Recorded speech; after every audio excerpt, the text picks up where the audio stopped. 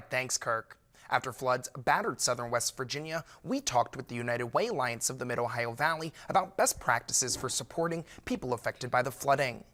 United Way Executive Director Stacy DeSico says donation drives can be a good way to support people in flood zones.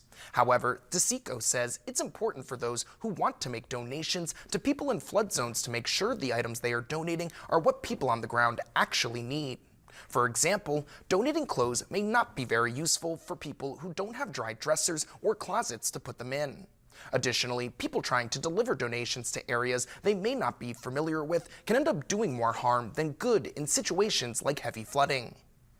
Too many well-intentioned people without kind of a pre-approved plan really add to unsafe conditions, both for the donating people and the volunteers and the people that are already, boots on the ground there in the areas. DeSico said the United Way Alliance of Southern West Virginia is taking in donations to help people affected by the flooding in the region. They take monetary donations and also have a list of other items that people are in need of. More information can be found at unitedwayswv.org.